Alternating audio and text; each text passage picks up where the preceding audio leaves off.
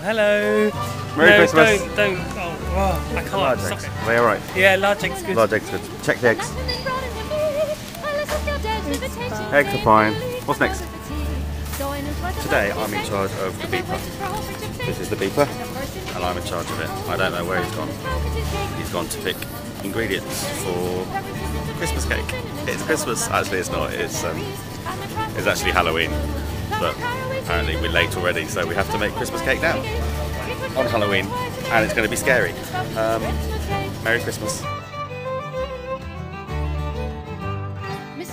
Christmas is the time when you spend with your family. So at this special time we should remember those oranges which are single. Oh, poor single oranges. Almonds. I can't film the beef at the same time. Almonds. You remember from last time that I tried to go down the cake aisle because I thought it would be easier to make cake. On the cake aisle, where do we have to go? The cake ingredient aisle. Is that different from the cake aisle? Yes. Okay, here we go again. What's wrong with mixed fruit? But it's fruit that's already mixed. Do you need glacé cherries? No, we're using sour Is that like sour cream but in cherry form? raisins and currant. Raisins and sultanas. What's the difference? I don't know. This is how to make a Christmas cake. What's the difference between a raisin and a sultana? They come from different fruit to begin with. Oh, okay. Can we do a washing machine shaped Christmas cake? No, we can't. We have a Christmas shaped Christmas cake. But we have a theme going on here. Black treacle. Mine. Or mine. Angel. Yeah, you can. Oh look, she's all alone. And sugar decorations. You can eat these.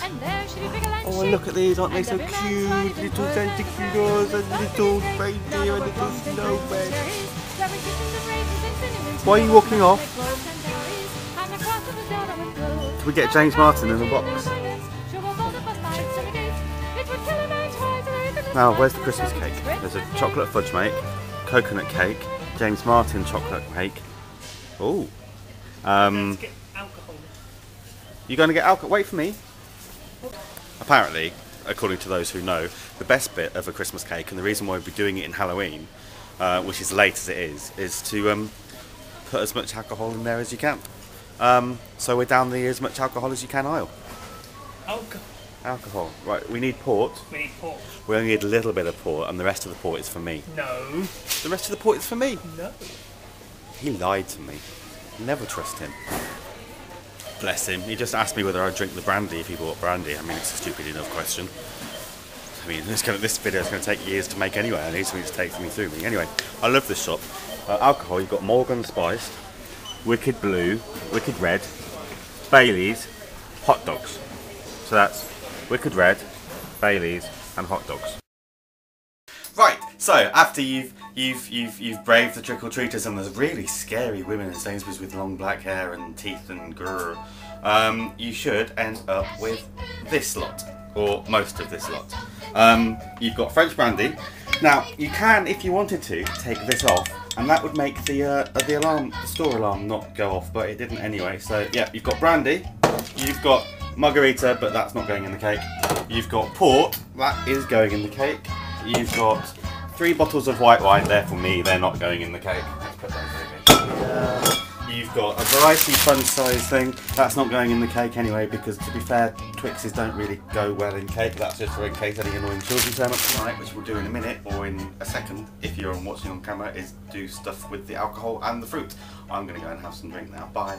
You need to soak your fruit, because fruit is dry. Look how dry that is. Dry fruit. Look, it even says it on the pack of dates, which we don't have out here. That says dry. Yeah, dates. dry. We won't want dry fruit. Don't want dry fruit. We want nice soft plump. Okay. Now you need 175 grams of sultanas. What's the difference between those and currants? They're made from different fruit. What are the difference between those and raisins? They're different fruit again. And 175 grams of seedless raisins. They look exactly the same.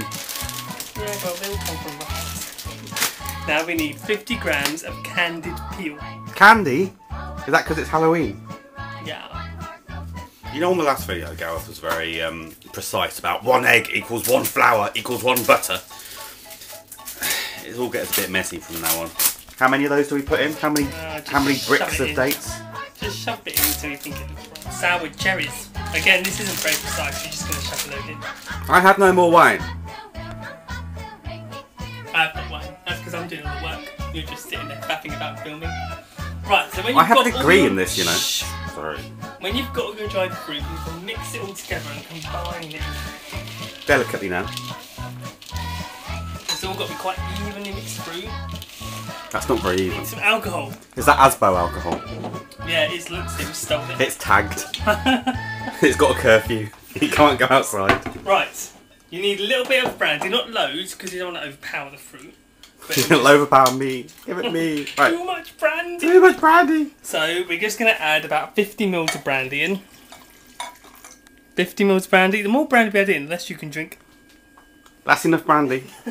And then we get some port, which I need to open first. Could you stop filming now, please? This bit we edit out because you can't open the bottle of port. I'm going to keep filming. Man! Don't buy some more port legs, we're going to use most of this. We're going to add lots of port in. We're going to add 500 ml of port. About. Oh no, we're not. Let's just shove 1/4 litre of port in, see if it's enough. Coat all the fruit in the delicious port and goodness. Can I try a bit? No, so add in a cinnamon stick. And then we also add in 1 orange, just sliced up. Do you use a chopping board for that? Yeah, but you don't have one. I do! It's white and all choppy. And all the juices seep down, do they? Yeah, all the juices will seep down, just push them down a little bit. And it will also release all these beautiful, beautiful flavours. And we just cover. There you go. And then that will have to soak overnight now. Okay. The following day, you have to have drunk all the wine that you prepared earlier, drunk much of the port that you prepared earlier. We still have a little bit of Asbo brandy left. But now it's time to prepare the cake tin. Gareth is looking for the cake tin, but I know where it is and he doesn't. He's very, very cold at the moment. Where's the cake tin? Up there. Locate your cake tin and then get a very, very short person to take it down for you without crushing it to the ground. Gareth says they're plump and juicy now. Are they plump and juicy now? They're very plump and juicy. All full of spices and lemon and lime and booze. More booze. Mine. No. Oh, okay. Apparently, even though heat is good for cakes because, you know, otherwise they'd be kind of raw, heat is also bad for cakes. So you have to protect the cake from the heat. So you have to dress up a cake tin like this with lots of paper and goo. It's not goo, it's butter. Ooh. Can we make chocolate cake with goo? Yes. As in goo and chocolate mousse and stuff? Yes. Okay. So yeah, it's like a little hat and tin. Warning, may contain nuts. We're roasting nuts. Toasting nuts. Toast faster. What kind of nuts do we have? We have, in there we have some chopped walnuts and some chopped almonds. And they're very choppy. I chop them myself. Well then mix. Okay, we've got soft 225 grams of soft butter. Help me, I'm soft. 225 grams of soft dark sugar. Help me, I'm soft too, but so nice. And then we're going to cream these together until they become light and pale and fluffy. Light and pale and fluffy. That didn't take very long, did it? No, that was nice and quick. What's next? Now we're going to add the egg in a little bit at a time because we don't want it to curdle. No curdling. So we have a little bit of egg in. This is how James Martin does it. With mugs and... So we're now adding our eggy stuff into the sugary stuff a little bit at a time. Carefully not to make it curdle. You have to be very fit to do this, don't you? Or have electric hand whisk, which you don't. I do have an electric hand whisk. You didn't ask me whether I had an electric hand whisk. Now we need to do the flour. We do this a little bit at a time and incorporate it with a metal spoon. Incorporate metal spoon, light and Make fluffy. sure you do light and high so that you've got lots of air into the cake mixture. Good job! Once you've incorporated all your flour, you then add your other ingredients. The zest of a lemon and an orange. That goes in there. The spices. They will go in there. And your nuts. My what? Your nuts. Okay, flour. Now the fruit. We do All this my plump, delicious fruit. do this a little bit at a time because we don't want to make the bowl too big for the fruit. And we include all the juices from the alcohol in there as well. In with the black treacle. Black treacle. Black like the sky. Now we spoon the mixture into the cake.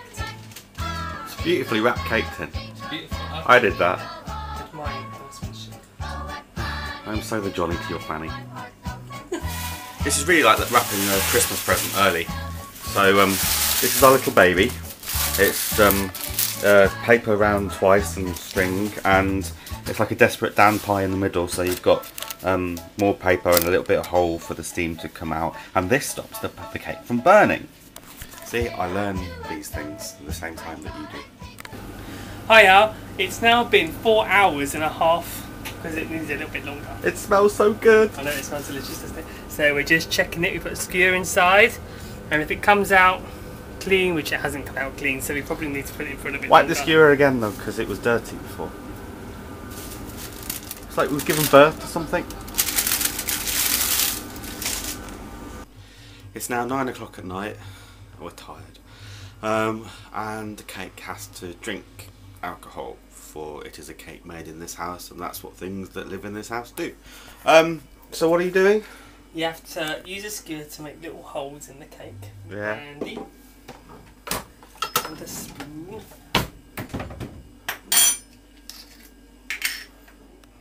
And you gently pour it on top of the cake. Do you set light to it? No, you just let the Sure? cake absorb the brandy. And we leave it like that for a bit to let the brandy absorb into the cake. Mutant scones. It's a scone that's been mutated. Anyway, that's not what we're talking about. What are we talking about? What's now? Today we're talking about feeding your Christmas cake. What date is it now? It's now the 29th of November, so the Christmas cakes have been done for about 2 weeks now. Since 3 we last or made 4 them. or whatever. So we're just going to unwrap. Wow. Now look, there you go, see?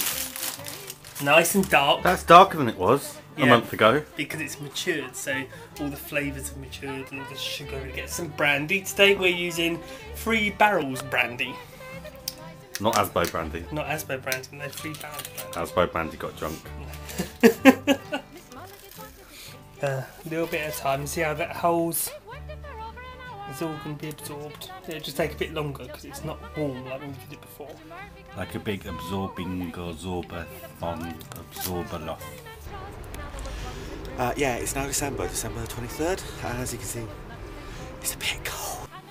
It's Christmas Eve, and we're not behind schedule at all. Anyway, now we have to ice the Christmas cakes. Or you have to ice the Christmas cakes. This is a how-to video. So we've got our lovely marzipan Christmas cakes here, which I did yesterday. So that was the first one I did because you can tell because it's a bit dodgy. And that's the second one that I did because it's not quite so dodgy. And so we have some ready-made icing here, and now you have to roll out the ready-made icing. This isn't cheating at all, and this is where it gets tricksy. You have to lay the icing on top of the cake.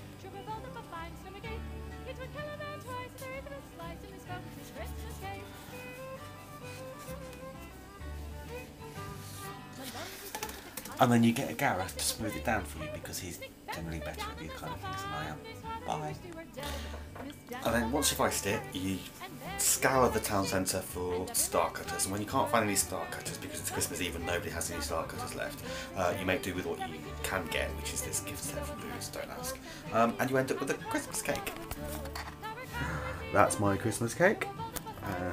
And that's Gareth's Christmas cake. For here's a star.